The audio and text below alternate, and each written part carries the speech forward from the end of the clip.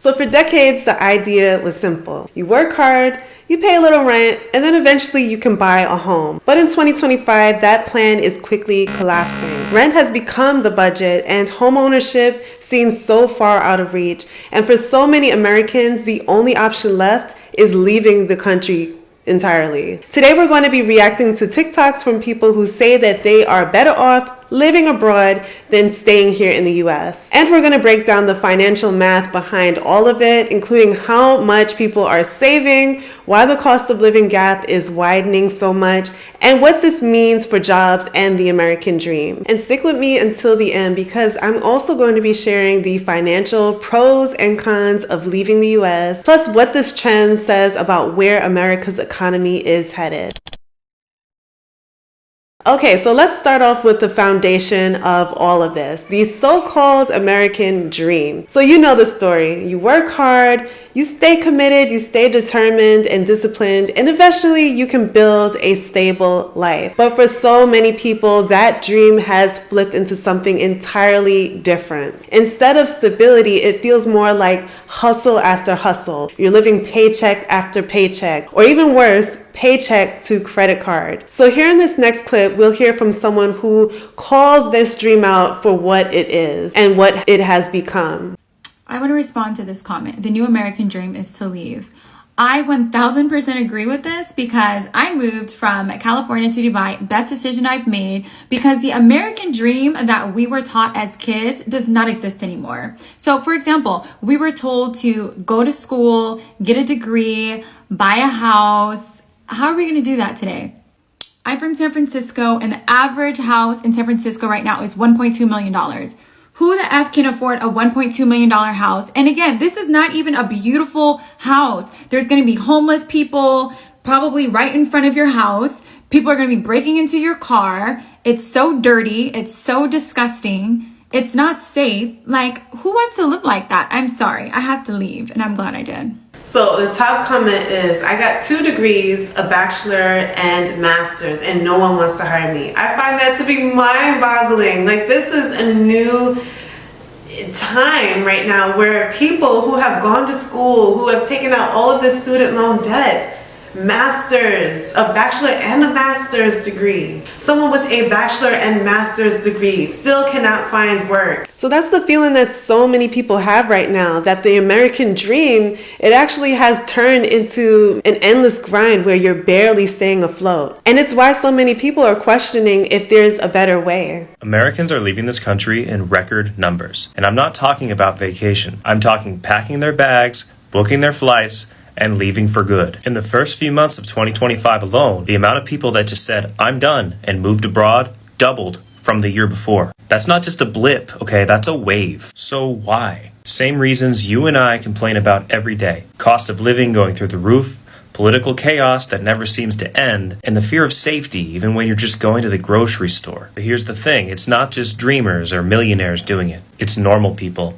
It's people with families. It's young people, old people, retirees, people who are working remote. One common thread holding all of these people together is they just want a dignified life. That's why you're seeing places like Greece, Spain, France, Portugal. Their cafes are filling up with Americans who are just done. People love to scream, if you don't like it, leave.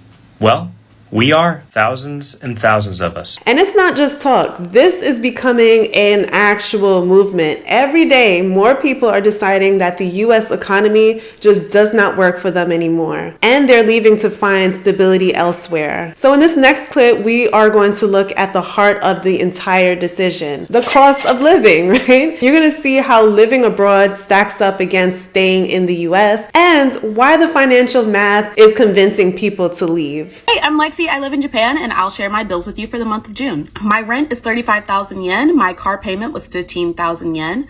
My internet bill was 3,000. My water was 1,000. Electricity, 3,782. It's up because I've been blasting the AC nonstop this summer. And gas was 3,522. Before you ask about where I live, my apartment tour is already posted, so take a look. See you next time. Bye. Here's my July bills that you guys did not ask for. Hi, I'm Nia. I live in Ghana. For rent, I paid 0 CDs, $0. Water, 0 CDs, $0. Transportation, 972 CDs, $92. Internet, 300 CDs, $28. Service charge, 500 CDs, $47. Cleaning, so I get my apartment clean. 500 CDs, $47. Electricity, 200 CDs, $18. Grocery shopping, 516 CDs, $49. Eating out, 1,347 CDs, $127. Who should I go out and I eat? So that's not bad. Hair, 622 CDs, $59. Nails and feet, 432 CDs, $41. So I did not get my lashes done last month. So today I got the chance to visit Heritage 100's showroom located in Laboni, Ghana, and it literally took my breath away. This is their hybrid unit, which contains a full 1-bedroom and a studio. This easily can become a 2-bedroom apartment. I think it's perfect for anyone who travels in and out of Ghana. Or if you're someone like me and want your investments right where you can see it, I would definitely consider this for myself. I'm honestly tired of renting in Ghana and the rent just keeps going up. When my family visits, I'll have more than enough space to host them all. And honestly, if I'm out of the country and I want to put both units on Airbnb, I can do that. Now, the thing is with the price, okay, it's always the price, but where there's a will, there's a way. With the features and the location, and I just think the prices are just going to continue to go up. But I believe that this unit goes for over 300K. Now, they have a payment plan, which is good. Units are going very fast, so I gotta think quick. And this is part of why I gotta sell these books, because I have to get me one of these, along with a new food truck, and keep business booming. That's my ideal life here in Ghana. What sold me on Heritage 100 is the fact that these are smart apartments. My content is focused on real life, real living. So accept how my house shows up, y'all, and be grateful that I'm even letting y'all come see it. My house, and this is my house. And so it's crazy, guys, this. All right, let's look. All right, so you walk in.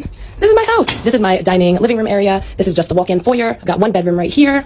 I've got my living room and my sitting area. As you can see, I'm literally about to have breakfast, which is now turned into lunch. I've got 1 bathroom. And then I've got 2 bathrooms. And then I've got an outdoor kitchen. Outdoor kitchen is my favorite part. This is like really common in Thai houses. You just have an outdoor kitchen. I don't know why they do it, but they do it. And clearly I've got one because I live in a very nice little Thai cottage house. Headed up, headed up. This is the main area. I've got a 2nd room. And then I've got my bedroom, which is the 3rd room.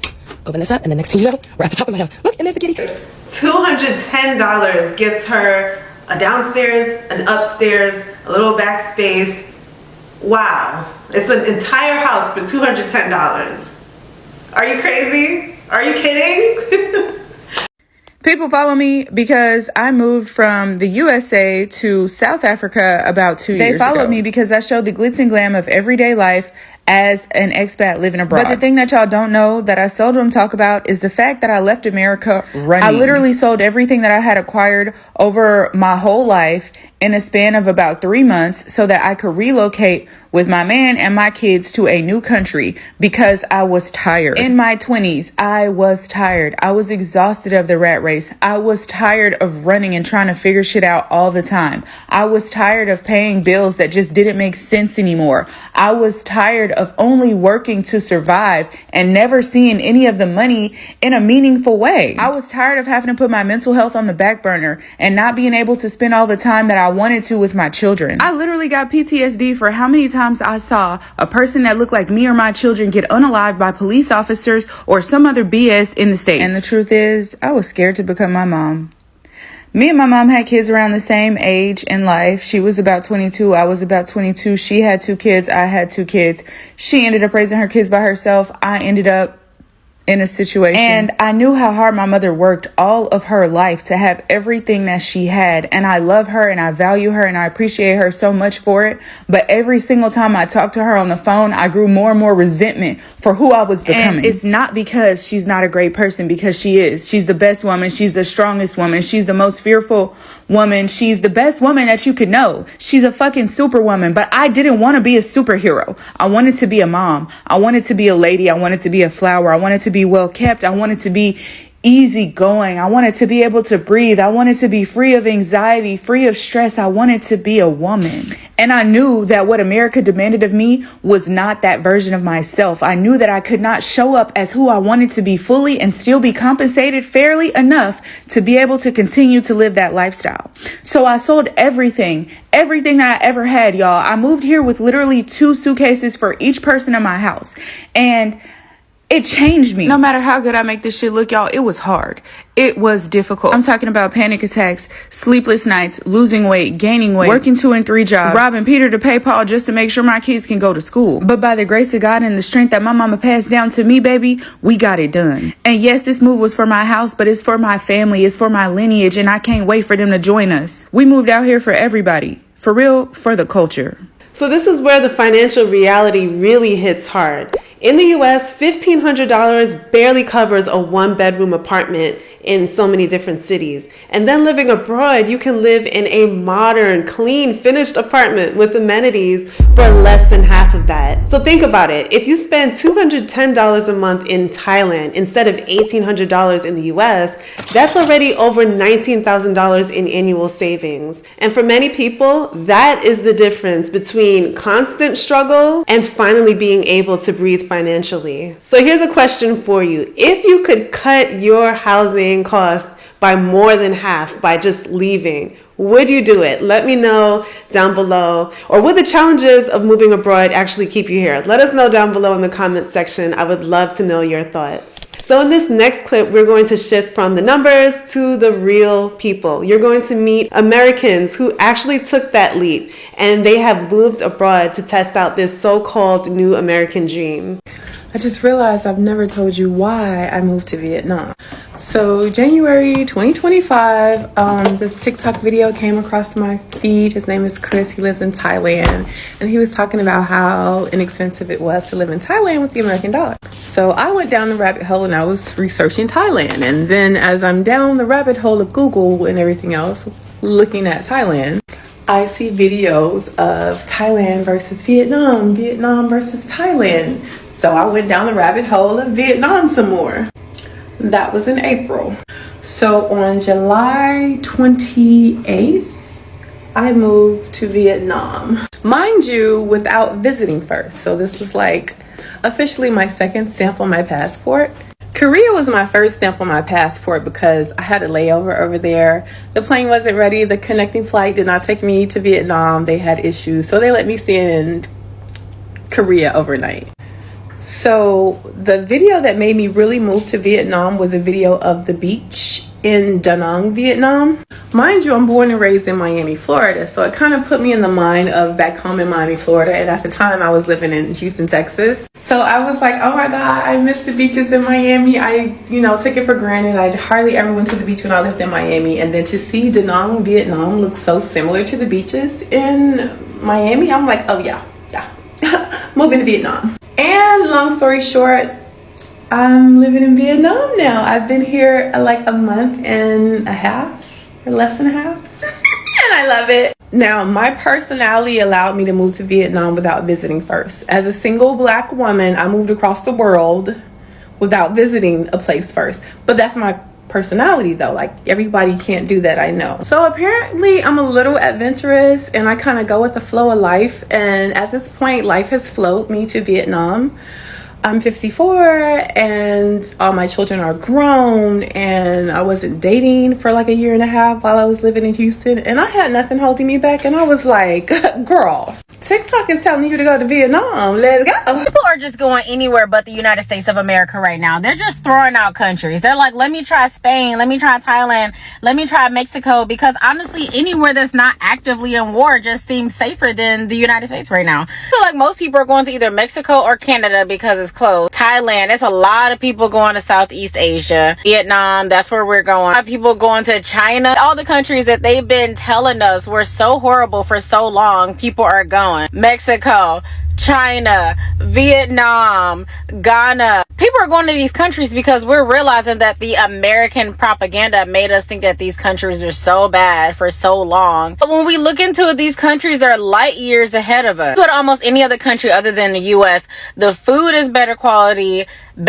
of living, better cost of living. People are thriving in other countries. I was showing that before and after picture, and they look like shit when they're here, but then after a few months of being somewhere else, their bags are gone, their skin is clear, they drop so much weight. It's like they turn into a whole new person because America is killing us. Like, America is literally killing us. Well, in the comments of my other videos, a lot of you are asking what I do for work. I teach English here in China, and I'm going to show you some of that today. First thing I gotta do is get there. I take a DD, which is like the Chinese version of Uber. It's like 3 miles away. It cost me like $2.50 to get there. Let's go check it out.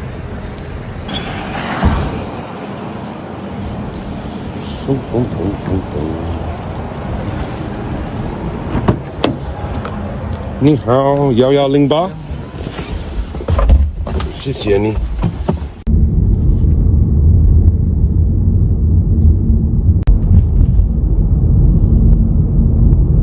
After the DD, I gotta stop and get a coffee first here before going into work. Still early.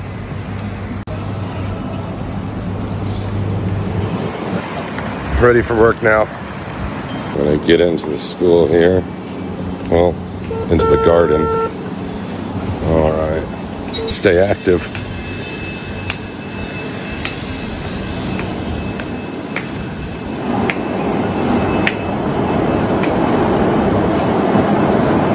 Grandmas and grandpas are usually out here doing Tai Chi every morning.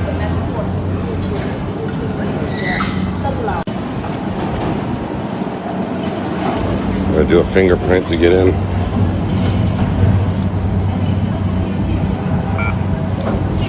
Door will unlock. Maybe it's here. Bradley, 早上好。 School. Pretty big school. Pretty nice. But I wouldn't recommend private schools, to be honest. Less Why am I thinking of Squid Games? This is not okay. holidays. And I'm here, ready for work. Before I was teaching English in Tahiti at a public high school. Then I did some time at a private elementary bilingual school. This is a private bilingual school in Shenzhen. Don't know if I'd recommend the private schools. They have less holidays and a little bit more strict on everything. Not quite the deal that they tell you before you get here. Anyways, it's a pretty good salary.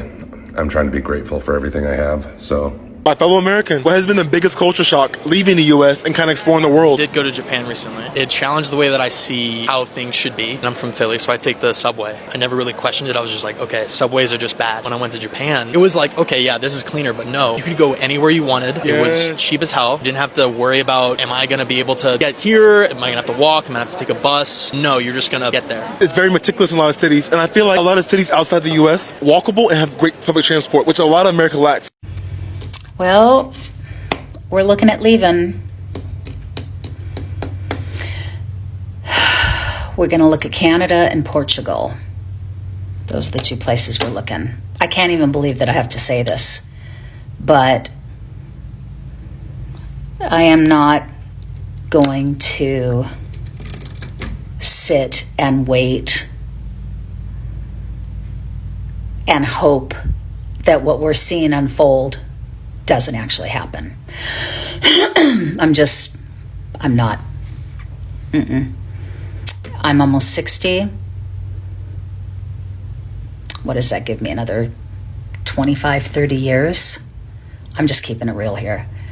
I don't want to live it like this. It's just not. No, I don't want to. And so do I want to leave my country? No. But my country kind of disappeared around 2015. And now it's unrecognizable to me.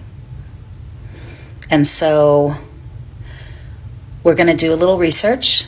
We've got our Go stuff packed, all our documentation. We are going to check out Canada first. Probably come back here. Go check out Portugal. Come back here. Maybe Turkey. I'm not sure. It depends. Yeah, I mean, can you, it's like mind-boggling. It's mind-boggling. I just had a conversation with my cousin who, I love her. I'm probably closer to her than anyone in my entire family except my sister, who's closest to me in age. Like, she doesn't know. I mentioned a few things to her, and she's like, I mean, it's just, and she is a brilliant woman, but she doesn't know. And it was funny because I started to feel, I was talking to her and I started to feel like I probably sound crazy to her. Like, I bet I sound like I'm making a bigger deal out of things than what they are. So I had to really explain in detail just a small, like, smudgeon of some of the things that are going on, specifically that would impact her personally. Yeah, I don't understand how people are unaware of what's happening, other than where they're getting their news from. So these are not just statistics, but these are people who took that leap. Some people moved for cheaper rents, others moved for more opportunities, and some because they were simply exhausted with the US. So do you notice a pattern here that for many people, leaving is not just about chasing some adventure, but it's about chasing affordability and sanity. So here in this next clip, you're going to see the emotional cost of leaving. It's not just about, money or the opportunity, but it's also about saying goodbye to family, friends, and even the life you've always known. Well, I am doing it. I am leaving the US for good this time. It feels so weird actually, because before we were just using the vacation visa because we wanted to make sure it's somewhere we want to be. We got our actual 4-year visa and we're leaving. It was just time. We're being priced out. We're exhausted. This rat race is like, that's not how we want to go out. It feels so surreal right now because it's like official. Like, we have the visas. Well, my husband does. I had to work on getting mine when we get back. But like, this is it. I am both extremely happy and very sad at the same time, as I'm gonna miss my family. But we just decided we're not gonna let anything stop us from living a life that makes us happy. And this life that we have chosen is what brings us joy. It is so bittersweet leaving. Today is my last day in my house. Everything is empty. Everything is gone. And it's not necessarily that the things are gone, it's that I'm leaving. Like, listen. It's so peaceful back here. I would sit in my hammock and just lay back and watch the clouds. Watch the stars, watch the moon, talk to God. And it truly feels like the end this time. Like, before, it didn't feel like the end. This feels like the end. Let me ask you something. How many times have you thought about packing up and leaving the U.S.? And not because it's just trending. It's because you are exhausted. You're exhausted of the grind, the stress, the feeling like you just surviving and not living. And let me tell you, I get it. Everywhere you look, people are talking about the burnout, the inflation, the unaffordable health care, and this constant hustle culture that makes you feel like you can never catch up. And for me, the turning point was realizing that I deserve better. I didn't want to keep living in a system that drained me. I wanted peace. I wanted a healthy community that prioritized health and wellness, and a chance to actually enjoy life. Does that sound familiar? So you know what? I had to say my goodbyes. I had to.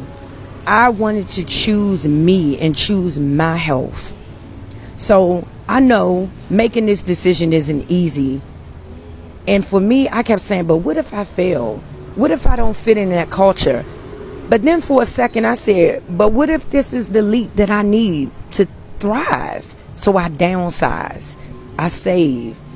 I made sure that my online income was coming in steady, and I mapped out an exit plan, and I got out of my way. So this is the human cost of this decision, that it's not always easy. There's joy, there's sadness, and there's a lot of uncertainty. But for so many people, staying in the US feels like the more painful option. So in this next clip that I'm going to show you, you'll see why leaving is not just about the money, but sometimes it's more so about the culture, the politics, and even trust in the system itself. Listen, people ask us all the time, are you leaving the United States because of politics? Because of Donald Trump? You know he won't be president forever. Look, the answer is no. But also yes, we're leaving the United States because of culture. And it is the culture here that has created the political outcomes that we are all suffering right now. I don't see that getting better. The culture is not going to change. We might not have Donald Trump forever or much longer, but the culture will still be the same. The culture here is very bigoted, hateful, hostile, violent, misogynist, cruel. It is so selfish that we are seeking another culture. Politics aside, culture dictates how a community lives. And we would like to live in a culture that is more community-minded, family-oriented, that sees themselves as part of a collective, that feels a sense of shared responsibility to one another. That does not exist in the United States. We are leaving the United States for culture. I'm going to tell you a short story today, talking to my 9-year-old son about why we want to leave the United States. He's starting to resist a little bit. You know, before it was an adventure, it was fun. And now he's like, oh, wait a second, we can't come home. And so he's scared. And so I tried to be upfront with him. He knows a little bit about politics and things that are happening in the world. He had to think about that for a little bit. And he said, you know, I don't want to think about it anymore. I just want to go back to reading my book, which is fine. He's 9. You know, he shouldn't have to think about it. And I said, look, all you really need to know is that Mama and Papa, that's what he calls us. Mama and Papa we're thinking about it and we're doing what we have to do in order to protect you and to keep you safe and to keep our family together. And he accepted that. I said, in the meantime, we're going to go to a beautiful place and we're going to see beautiful people and we're going to have a good time and we're going to try to find a place that's a nice new home for us. He's okay with that. For some people, the decision to leave is about so much more than just economics, but it's more so about whether America's culture and the politics are improving or maybe they're stuck in a decline. And so clips like this show that people are losing their trust in the system, and not just in the job market, but the system itself. So what do you think about all of this? Is leaving the US a smart financial move? Would you do it? Or is it just another form of survival mode? Please let us know by dropping your thoughts down below. I want to hear from both sides. And if you missed the last episode of this cost of living series, where we took a look at the rising rent costs, a lot of the hidden fees that are out there, and people that are being forced to live in their cars, I'm going to link that here on the screen and down below in the description box. Thank you so much for watching this video. Feel free to share it with someone to pick their brains, see what they think about this. You know, ask them, hey, hint, hint, would you do this? All right? Feel free to share this video and subscribe for the next part of this series. If you guys have any ideas, do let us know down below in the comment section as well. Thank you so much for watching, and we will chat in the next video.